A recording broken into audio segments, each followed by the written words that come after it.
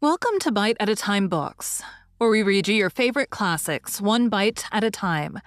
My name is Bree Carlile, and I love to read, and wanted to share my passion with listeners like you. Be sure to follow the show on your favorite podcast platforms so you get all the new episodes. Or you can follow the show on YouTube, where we have playlists for all the stories.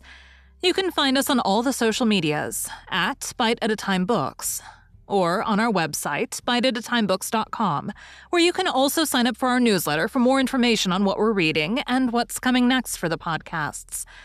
We're part of the Bite at a Time Books Productions Network. If you'd also like to hear what inspired your favorite classic author to write their novels, and what was going on in the world at the time, check out the Bite at a Time Books Behind the Story podcast, Tuesdays, wherever you listen to podcasts. Today we'll be continuing The Return of Sherlock Holmes by Arthur Conan Doyle. The Adventure of the Solitary Cyclist. Bite 2. Then he could not have retreated down the road, and you say that there are no side roads? None. Then he certainly took a footpath on one side or the other. It could not have been on the side of the heath, or I should have seen him. So by the process of exclusion, we arrive at the fact that he made his way toward Charlington Hall, which, as I understand, is situated in its own grounds on one side of the road. Anything else? Nothing, Mr. Holmes. Save that I was so perplexed that I felt I should not be happy until I had seen you and had your advice. Holmes sat in silence for some little time. Where's the gentleman to whom you are engaged? He asked at last. He is in the Midland Electrical Company at Coventry. He would not pay you a surprise visit. Oh, Mr. Holmes, as if I should not know him. Have you had any other admirers? Several before I knew Cyril.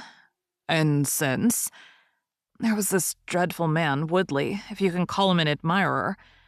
No one else? Our fair client seemed a little confused. Who was he? Asked Holmes. Oh, it may be a mere fancy of mine, but it had seemed to me sometimes that my employer, Mr. Caruthers, takes a great deal of interest in me. We are thrown rather together. I play his accompaniments in the evening. He's never said anything. He's a perfect gentleman, but a girl always knows. Ha! Holmes looked grave. What does he do for a living? He is a rich man. No carriages or horses? Well, at least he is fairly well-to-do, but he goes into the city 2 or 3 times a week. He's deeply interested in South African gold shares. You will let me know any fresh development, Miss Smith. I'm very busy just now, but I will find time to make some inquiries into your case. In the meantime, take no step without letting me know. Goodbye, and I trust that we shall have nothing but good news from you. It is part of the settled order of nature that such a girl should have followers, said Holmes as he pulled at his meditative pipe. But for choice, not on bicycles and lonely country roads. Some secretive lover beyond all doubt. But there are curious and suggestive details about the case, Watson. That he should appear only at that point? Exactly. Our first effort must be to find who are the tenants of Charlington Hall. Then again, how about the connection between Caruthers and Woodley, since they appear to be men of such a different type? How came they both to be so keen upon looking up Ralph Smith's relations? One more point. What sort of a ménage is it which pays double the market price for a governess but does not keep a horse, although 6 miles from the station? Odd, Watson. Very odd. You will go down? No, my dear fellow, you will go down. This may be some trifling intrigue, and I cannot break my other important research for the sake of it. On Monday, you will arrive early at Farnham. You will conceal yourself near Charlington Heath. You will observe these facts for yourself, and act as your own judgment advises. Then, having inquired as to the occupants of the hall, you will come back to me and report. And now, Watson, not another word of the matter until we have a few solid stepping stones on which we may hope to get across to our solution. We had ascertained from the lady that she went down upon the Monday by the train which leaves Waterloo at 9:50. So I started early and caught the 9:13. At Farnham Station, I had no difficulty in being directed to Charlington Heath.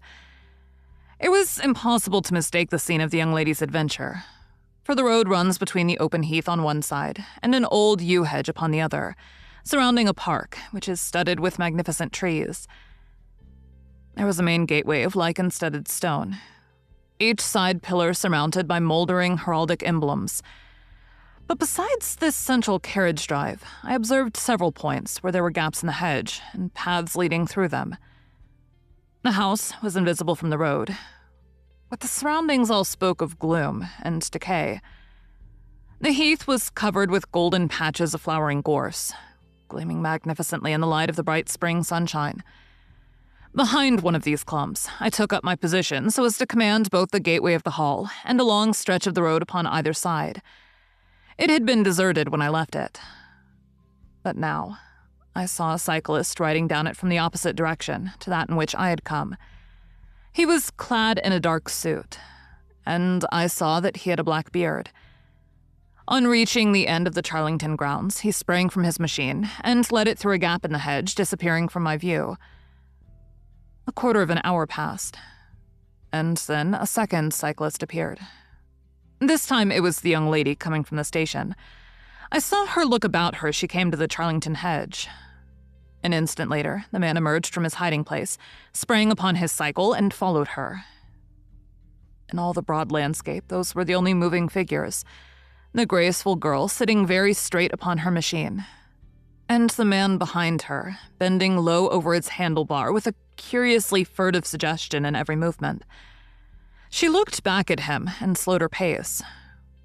He slowed also. She stopped. He at once stopped too, keeping 200 yards behind her. Her next movement was as unexpected as it was spirited. She suddenly whisked her wheels round and dashed straight at him. He was as quick as she, however, and darted off in desperate flight. Presently, she came back up the road again, her head haughtily in the air, not deigning to take any further notice of her silent attendant. He had turned also, and still kept his distance until the curve of the road hid them from my sight. I remained in my hiding place, and it was well that I did so, for presently the man reappeared, cycling slowly back. He turned in at the hall gates and dismounted from his machine. For some minutes, I could see him standing among the trees. His hands were raised, and he seemed to be settling his necktie. Then he mounted his cycle and rode away from me down the drive towards the hall. I ran across the heath and peered through the trees.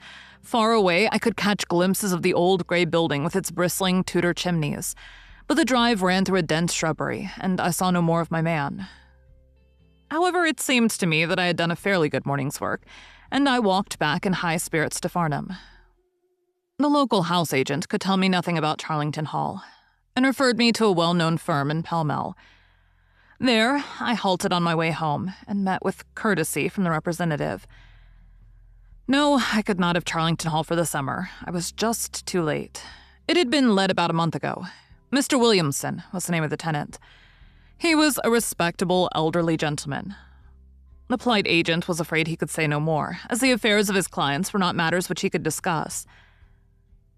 Mr. Sherlock Holmes listened with attention to the long report which I was able to present to him that evening, but it did not elicit that word of curt praise which I had hoped for and should have valued. On the contrary, his austere face was even more severe than usual, as he commented upon the things that I had done and the things that I had not. "Your hiding place, my dear Watson, was very faulty. You should have been behind the hedge. Then you would have had a close view of this interesting person. As it is, you were some hundreds of yards away, and can tell me even less than Miss Smith. She thinks she does not know the man. I am convinced she does. Why otherwise should he be so desperately anxious that she should not get so near him as to see his features? You describe him as bending over the handlebar. Concealment again, you see. You really have done remarkably badly. He returns to the house, and you want to find out who he is. You come to a London house agent." "What should I have done?" I cried with some heat. "Gone to the nearest public house. That is the center of country gossip. They would have told you every name from the master to the scullery maid. Williamson. It conveys nothing to my mind. If he is an elderly man, he is not this active cyclist who spirits away from that young lady's athletic pursuit. What have we gained by your expedition? The knowledge that the girl's story is true. I never doubted it. That there is a connection between the cyclist and the hall. I never doubted that either. That the hall is tenanted by Williamson. Who's the better for that? Well, my dear sir, don't look so depressed. We can do little more until next Saturday, and in the meantime, I may make 1 or 2 inquiries myself. Next morning, we had a note from Miss Smith, recounting shortly and accurately the very incidents which I had seen. But the pith of the letter lay in the postscript. I am sure that you'll respect my confidence, Mr. Holmes, when I tell you that my place here has become difficult, owing to the fact that my employer has proposed marriage to me. I am convinced that his feelings are most deep and most honorable. At the same time, my promise is of course given. He took my refusal very seriously, but also very gently. You can understand, however, that the situation is a little strained. Our young friend seems to be getting into deep waters, said Holmes thoughtfully as he finished the letter. The case certainly presents more features of interest and more possibility of development than I had originally thought. I should be none the worse for a quiet, peaceful day in the country, and I'm inclined to run down this afternoon and test 1 or 2 theories which I've formed. Holmes's quiet day in the country had a singular termination, for he arrived at Baker Street late in the evening with a cut lip and a discolored lump upon his forehead, besides a general air of dissipation, which would have made his own person the fitting object of a Scotland Yard investigation. He was immensely tickled by his own adventures, and laughed heartily as he recounted them. I get so little active exercise that it is always a treat, said he. You are aware that I have some proficiency in the good old British sport of boxing. Occasionally it is of service. Today, for example, I should have come to very ignominious grief without it. I begged him to tell me what had occurred. I found that country pub which I had already recommended to your notice, and there I made my discreet inquiries. I was in the bar, and a garrulous landlord was giving me all that I wanted. Williamson is a white-bearded man, and he lives alone with a small staff of servants at the hall. There is some rumor that he is or has been a clergyman, but 1 or 2 incidents of his short residence at the hall struck me as peculiarly unecclesiastical. I've already made some inquiries at a clerical agency, and they tell me that there was a man of that name in orders whose career has been a singularly dark one. The landlord further informed me that there are usually weekend visitors, a warm lot, sir, at the hall, and especially one gentleman with a red mustache, Mr. Woodley by name, who was always there. We had got as far as this, when who should walk in but the gentleman himself, who had been drinking his beer in the tap room and had heard the whole conversation. Who was I? What did I want? What did I mean by asking questions? He had a fine flow of language, and his adjectives were very vigorous. He ended a string of abuse by a vicious backhander, which I failed to entirely avoid. The next few minutes were delicious. It was a straight left against a slogging ruffian. I emerged as you see me. Mr. Woodley went home in a cart.